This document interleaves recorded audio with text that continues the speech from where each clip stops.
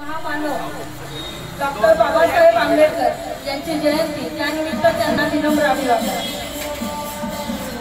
Doctor Babasaheb Ambedkar हे संविधानाचे रचयिते होते। त्यांनी संविधानाची निर्मिती केली आणि आपल्याला सर्वात मोठी देणगी जर काय दिली असेल तर ती संविधानाची देणगी दिली।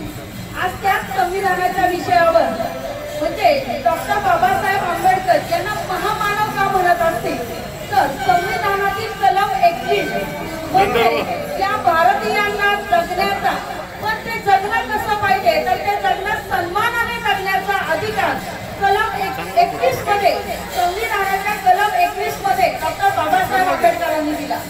ते नेहमी म्हणत की संविधानाचा कलम 21 हा आत्मा आहे। हा आत्मा जर काढून टाकला तर काही उरणार नाही। केवळ 24 शब्दांमध्ये हे कलम आहे पण त्या कलमाचा अर्थ मानवाला जीवित आणि व्यक्तिगत स्वातंत्र्य कोणीही हिरावून घेऊ शकत नाही। मानवाने फक्त जगणं अपेक्षित नाही तर ते जगत असताना त्यांनी सन्मानाने जगणं अपेक्षित आहे। पण सन्मान कशाने वाढणार आहे तर सन्मान हा शिक्षणाने वाढणार आहे आणि म्हणून शिक्षण घेणं गरजेचं आहे।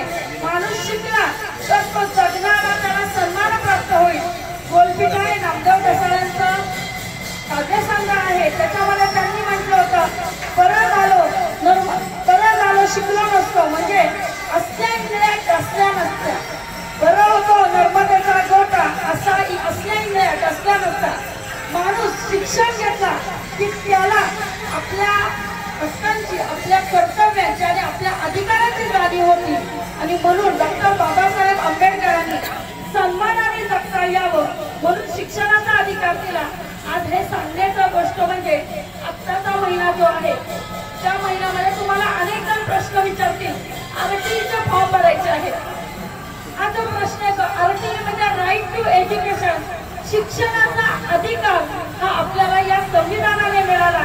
2010 मध्ये त्याचं कायद्यामध्ये रूपांतर झालं पण याचा मूळ गाभा हा कलम 21 मध्ये आहे की मानवाला जीवित राहण्यासाठी प्रत्येक प्रकारचं स्वातंत्र्य अपेक्षित आहे आणि त्या स्वातंत्र्याला न्यायाचं अधिष्ठान असलं पाहिजे। म्हणून मला वाटतं की मानवाला जगण्याचा अधिकार देणाऱ्या या मानवाला माझे विनम्र अभिवादन। जय हिंद जय महाराष्ट्र।